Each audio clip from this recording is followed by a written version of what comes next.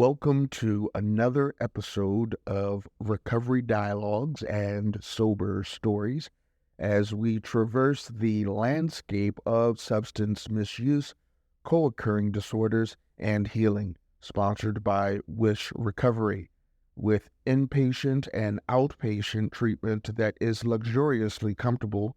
Wish Recovery ensures you'll have a positive therapeutic experience with comprehensive, individualized care. Today's episode of Recovery Dialogues and Sober Stories will focus on challenges and triumphs of parenting while in recovery. We will discuss the real-world experiences of parents who have gone through the recovery process and get tips on overcoming the obstacles that come with parenting while in recovery. Overcoming addiction and raising children can be a difficult journey for parents. It involves navigating obstacles, and for some individuals, it means dealing with societal stigma, personal shame, and even legal issues. While in recovery, parents must prioritize communication, self-care, and support networks to create a stable and supportive environment for their children. To help with this, parents must establish a consistent routine, attend therapy or support group meetings, maintain a healthy lifestyle, and practice stress management techniques. It's also important to learn practical parenting skills, including understanding child developmental stages, positive discipline strategies, and building positive parent-child relationships. Digital platforms can offer remote therapy and peer support options, while seeking legal counsel can help with custody issues if necessary. Parents must also develop relapse prevention strategies and, when needed, rebuild trust with their children. Understanding the neurobiological and psychological factors contributing to compromised caregiving can also be crucial for successful parenting in recovery. Research has shown that the reward stress dysregulation model of addicted parenting suggests that addiction can dysregulate stress and reward neural circuits, undermining a person's caregiving abilities. Interventions that address an individual's emotional well-being, enhance parenting skills, and eliminate socio-structural barriers can be instrumental. For example, mentalization-based therapy, which focuses on how actions are influenced by feelings and mental states, has shown beneficial in supporting parents in recovery by enhancing their capacity to make sense of the emotional distress associated with parenting, understand their child's emotional needs, and regulate intense emotions during stressful situations in general. An example of socio-structural barriers impact can be observed in the ability of recovering women to establish a stable home and family life after having a baby. Addressing these barriers and providing support in areas such as housing and employment can contribute to successful parenting in recovery.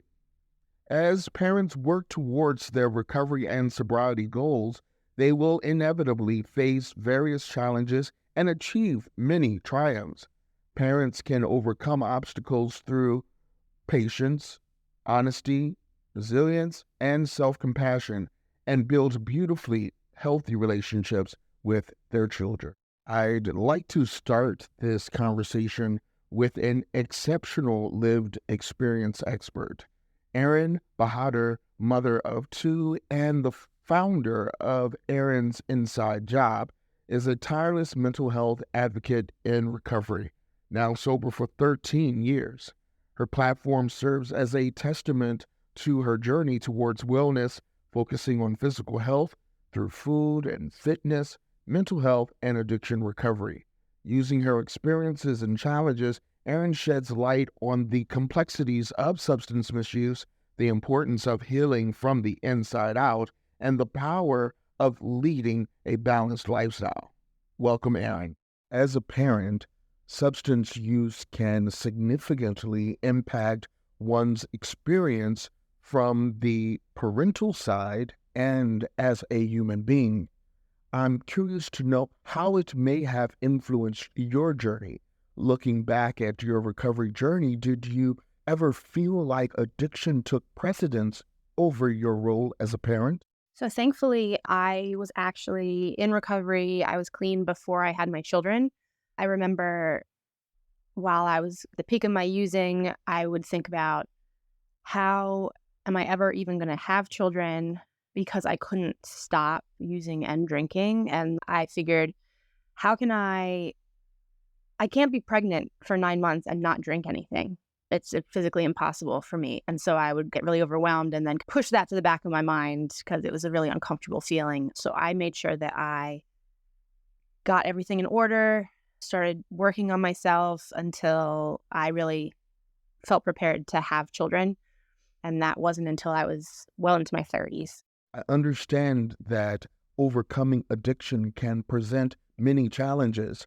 What were the most significant ones you faced, and how did you overcome them? I think the biggest ones for me were having my whole life explode around me, implode, whichever one. I, long story short, I was in grad school for pharmacy and I had been using prescription medications and taking from the pharmacy where I worked. And I was caught, I was arrested. I ended up serving 9 months in jail. Nobody even knew about what was going on with me. And so it was a complete shock to my friends, to my family. And I think having everything just explode like that was definitely one of the hardest parts. And going through all that and then trying to rebuild on top of it, it completely changed the trajectory of my life, which now I'm thankful for. I love the life that I have. But it was so devastating to be working towards all of these things and then have it all erased and the possibilities taken away from you at that time.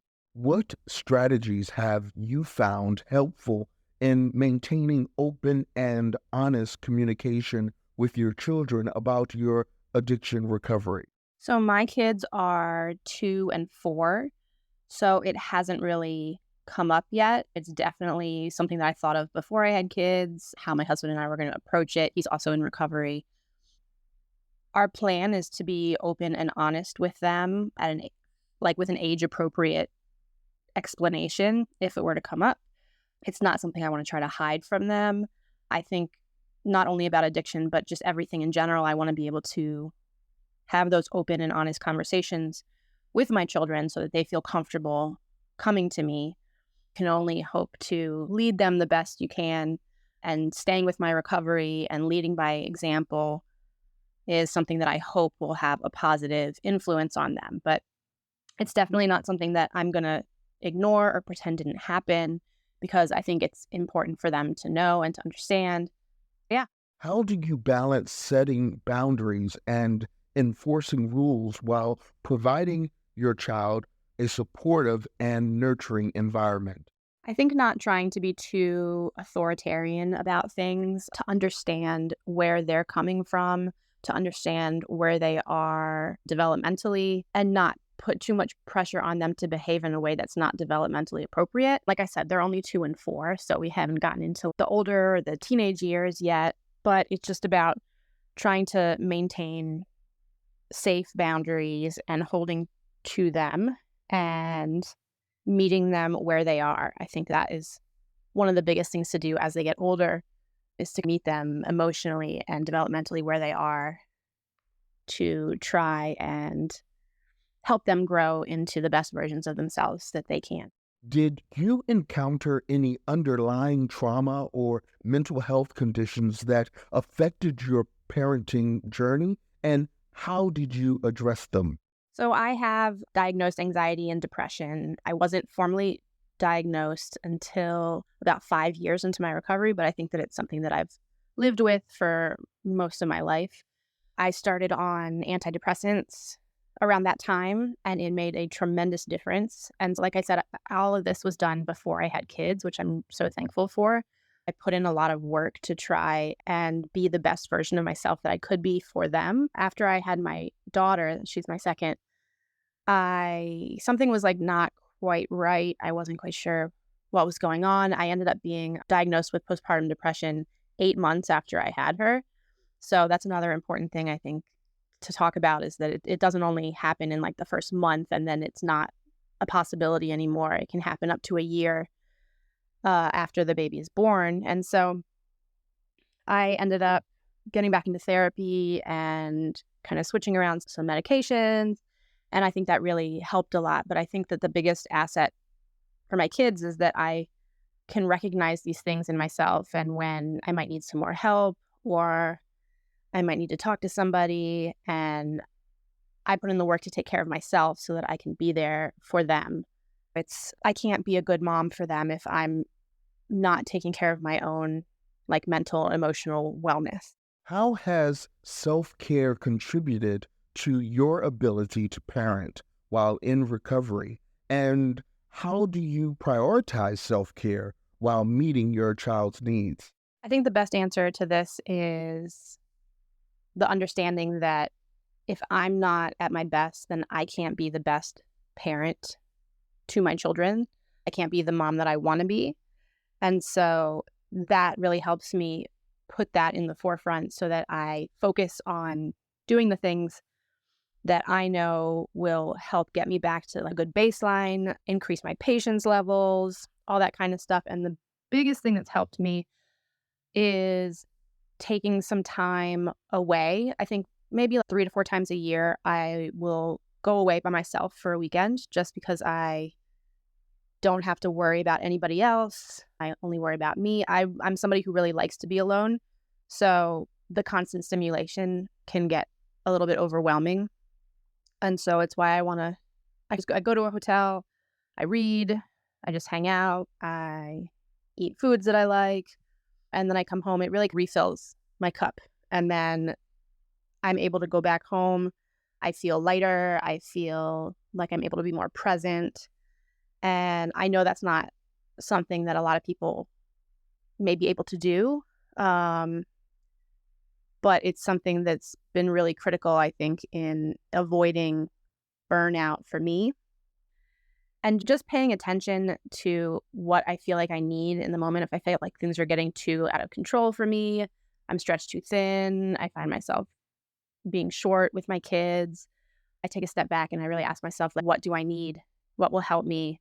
And also being able to communicate that to my husband and ask for help if I need it. How do you decide what and what not to share with your child regarding your past substance misuse and recovery? And how do you navigate such conversations? So as I mentioned, they're only 2 and 4, so we haven't really had any very deep conversations about it yet. I know that they're going to come up, and I think that I'll most likely ask my therapist, ask people who know better than me what the best way to approach these things are, because I've learned that I don't have all the answers. And so I want to make sure that I'm doing things correctly when it comes to talking to them. And so I think just getting outside guidance on the best way to approach it and to do things age appropriate as they get older, if they have questions or if the topic comes up. How have you worked towards rebuilding and strengthening your family dynamics during your recovery journey? Since I got clean before I had my kids, I think that there wasn't a lot of rebuilding to be done, but I think that there's always room for improvement. Just looking at the relationships that I have with them, how things are going, if things could be better.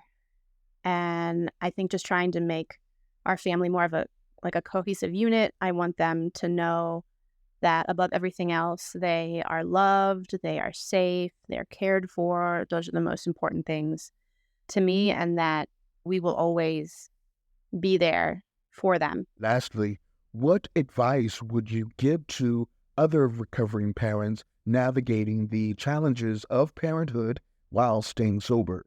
I think the absolute biggest thing is to have a support system.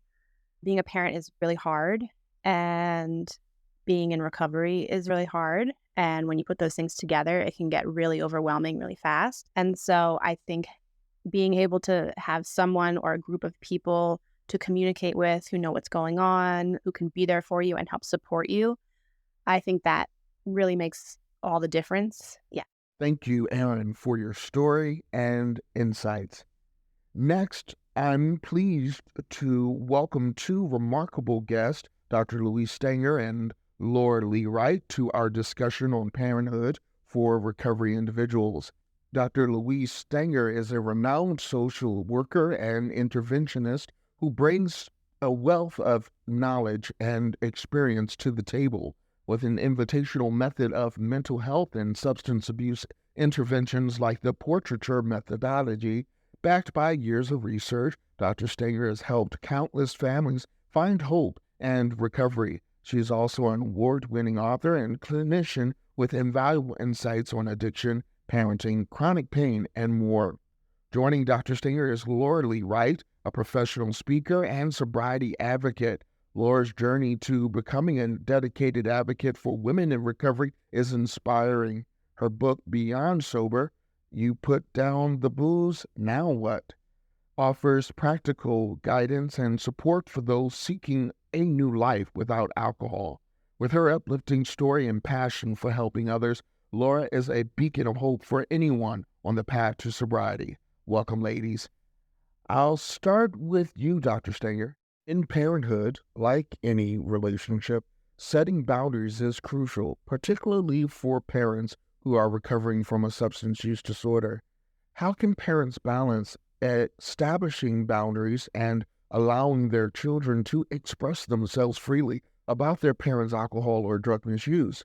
What are some practical approaches to creating and maintaining healthy boundaries? Hi, good morning. I just love that question. This is Dr. Louise Stanger. I'm just really honored to be with you today. I think that one of the hardest things families have to do when they have a loved one who has had a substance abuse disorder and in recovery is to allow them to grow and to be and to flourish. One of the greatest tasks is to allow children the opportunity to learn what is a substance use disorder and how does that affect someone. So if you have young children, it's a different kind of conversation than if you have teens or young adults, but really allowing people to know that addiction is a brain disease and that brain disease affects every part of your being. It affects how you act physically, emotionally, mentally, and your value stance. And when someone has had a substance use disorder, they may have done things which have caused people to be in great upset. As a parent, you can take the heroic stance and explain that mommy or daddy has a disease just like they might have heart disease or diabetes. At the same time, there need to be healthy boundaries set by all parties, which means no begging, nagging, screaming, and allowing people to learn how to navigate in new ways. For parents, it may be being present for their children, attending their sports games, attending school events, showing that they can stand up, listening and reflecting. For teens, it can be taking a look and being able to have some honest conversations about what it felt like and what it didn't feel like, but those are best in mediated situations. The question of boundaries is just one of the most crucial things that can happen in any family, and that is, how do I let that individual grow, and what are my limits in terms of what is acceptable or what is non-acceptable behavior. Laura, difficult conversations can arise between parents in recovery and their children about substance use disorder. How can a parent avoid hypocrisy and remain open, honest, and age appropriate? Are there any specific communication techniques that can help parents approach these conversations effectively? In order to make sure that you're having the appropriate conversation with your child, my suggestion is always to ask open-ended questions when communicating with them rather than making statements or closed-ended questions. That allows them to express what they're really asking without the parent making assumptions about what the child is asking. That allows you to give them the information they need without providing them too much information or not enough. Dr. Stanger, is it true that parenting while in recovery often involves addressing underlying trauma and mental health conditions? How can parents navigate these challenges and ensure their healing process doesn't negatively impact their children? Are there any resources or support they can turn to for help? There are many resources.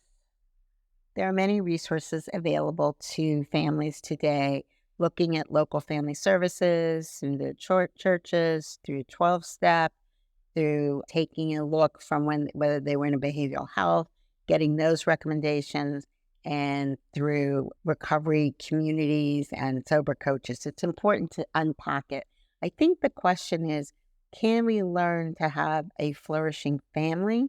The answer is yes. Can we totally prevent how we affect our children? No, but we can have open and transparent conversations and do family work and understand that if Johnny is acting out or Sally's acting out, that we're not afraid to tackle that we're willing to examine that and willing to get help. I think that is the key. And also being present, being loving, and being open to the notion of change and growth. Laura, rebuilding family dynamics can be a complex and ongoing process. What advice do you have for parents trying to rebuild trust and strengthen their relationships with their children after struggling with addiction?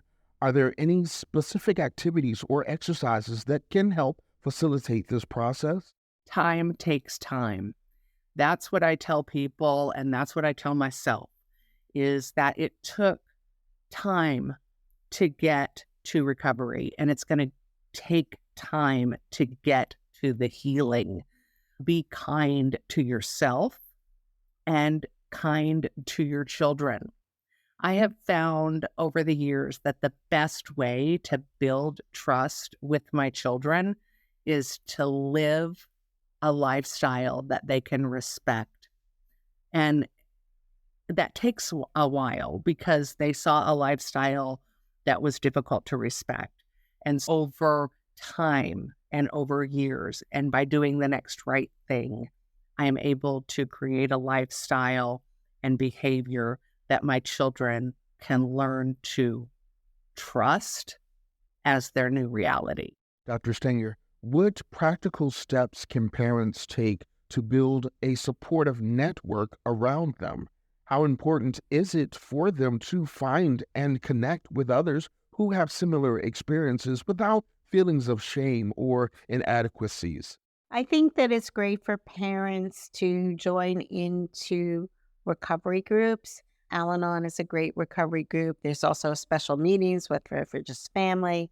If you've been in a behavioral health care group, they will have, you need to make sure they have a family program, that they have an alumni program, so you can join up. I think the greatest thing is to understand that you're not alone. 1 out of every 3 families in the United States experiences a substance use or mental health disorder. If you think that you are not the same as your neighbor down the street, I would tend to think not. That doesn't mean that you put everything on a billboard. You are selective, but know that you're not alone, and look for, when you go to meetings, who are those families that you say, gee, I want what they have. Also, seeing a good family therapist or a good family coach is a great way to jumpstart.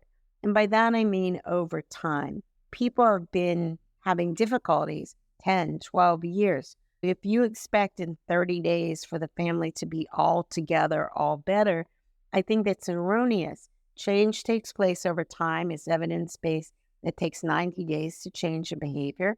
So be gentle with your souls, but do engage, do risk, and be courageous, for ultimately you are heroic. Laura, self-care is often emphasized in recovery, but how can parents prioritize self-care while fulfilling their parenting responsibilities? what are some self-care practices or activities that can benefit both parents and their children? You cannot pour from a vessel that is empty. And so if you think of yourself as that vessel, you have to fill yourself up first before you can give anything to anyone, including your children. So it's important to find the time during the day that you can dedicate to yourself, whether that's early in the morning or after the kids have gone to bed. Maybe you just have to take a few minutes during the day and go behind a closed door and just take some deep breaths. But it is very important to have time during the day that is a scheduled time for you to meditate, listen to music, have quiet time, read, do devotional, whatever it is that feeds your soul. You have to put that in your schedule. Otherwise, you cannot give to your children what they truly need. Dr. Stanger, what advice do you have for family members or loved ones supporting someone on their parenting journey while recovering from addiction? How can they provide the appropriate support without enabling or becoming overwhelmed themselves? Be ready to take 5 to make sure that you have some time in your day where it can just be you. And that's sometimes hard with little children or other things. But if you don't have the opportunity to take 5, whether it's through a mother's helper or someone else, it is really challenging. Making sure that your self-care is in practice and also being a role model for your children. In an earlier answer, I discussed there's 5 or 7 or many ways to take care of yourselves physically, emotionally, and consistent with your values so that you have time.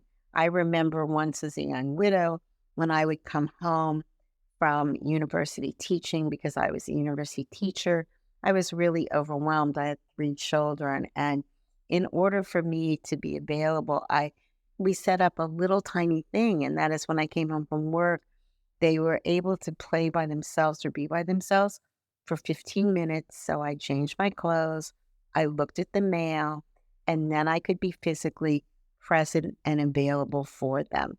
So take a look at your day, see what it is, and find those little spaces of time, because we can't be all things to all people. And if you're stressed, that stressimeter, which is your ventral vagal nerve, cascade across the room. So be kind to yourself. And also, there's self-care activities you can do with your loved ones. You can go for a walk. You can even do yoga together. You can laugh. You can play a game.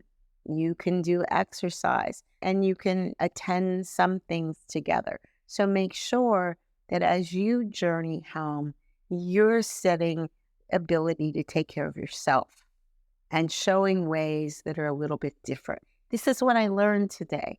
Kids are really responsive to you learning and being careful, no nagging, pleading, begging, and don't go down pity path lane and martyrdom alley, because what you want to be is you are now on wellness road. Laura, what should a parent and their children expect from family therapy during recovery? Therapy during recovery is no different than family therapy during anything. So what should you expect from family therapy? You should expect progress towards your goal. Whatever your goal is, if your goal is a closer relationship, more honesty, feeling of fulfillment, whatever the goal is that you have, that you've set forth for your family therapy, you should every single time be moving toward that goal. And if you're not moving toward that goal, then you may need to reevaluate the therapy process and maybe come back and revisit things or start over or find a new process. Because if you're not moving forward, you're always moving back. Nobody stands still. Lastly, Dr. Stanger, could you share any success stories or examples from your practice of parents who have successfully navigated parenting challenges while recovering from alcohol and substance use disorders? What lessons can we learn from their experiences? Okay, I absolutely positively love that question. I've been blessed with working with families since 1973, and I've been able to see families who you never thought would talk together, be together, or sing together, rise to their best possible selves, and take a look at who they are, where they are. Oftentimes in families, I've also seen families who not just because of the identified loved one going to treatment, but other members of the family have also gotten for one another. One family strikes me, the mom called me about her husband. He had just gotten a DUI and she was very distraught. He was a great guy, a good worker, but he just could not. He had a disease. It was intergenerational, alcoholism and mental health transferred in his family.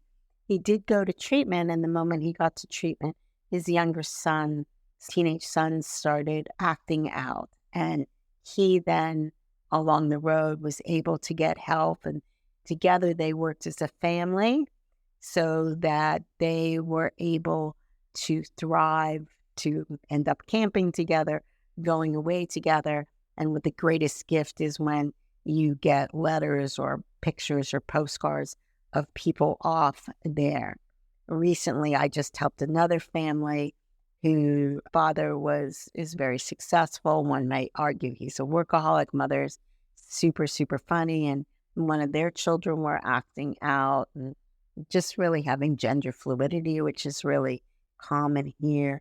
And together working as a family unit, they've done really well. Actually, two people are really involved in recovery. They have their own psychiatrist and family coach, and one of them's just graduated from high school and went off to college. I think that the key is whether it's mom or dad, brother or sister that has the identified problem, and I call it identified loved one, is really understanding that this is a systemic problem, a systemic issue, and that everybody in the family has to change. In an earlier book called Falling Up that I wrote, I have a chapter that says nothing changes till something changes. 97% of all the work I do is with family, helping them rise to their best possible self, helping them rewrite the narrative, and helping them take a look and unpack their past and embrace their present. Thank you, ladies, for your insights and expertise. As we conclude this enlightening episode of Recovery Dialogues and Sober Stories, I want to express my heartfelt thanks to our invaluable guests, Erin, Dr. Stanger, and Laura. Your candid dialogue on the intricacies of parenting in recovery has provided a depth of understanding that will undoubtedly resonate with our listeners. Your experiences and insights are a beacon of hope for those navigating similar paths. I also want to extend a special word of thanks to our sponsor, Wish Recovery, for their unwavering commitment to providing exceptional dual diagnosis treatment in a luxury setting. We are truly grateful for their partnership. Lastly, I want to thank our listeners for joining us today on this journey of discovery. Your support fuels our dedication to bring you these transformative discussions. If you haven't already, please subscribe to our podcast as we have many more powerful dialogues and stories to share with you. Let's continue to explore the landscape of recovery together, sparking conversations that matter. Stay strong and stay tuned for the next episode of Recovery Dialogues and Sober Stories.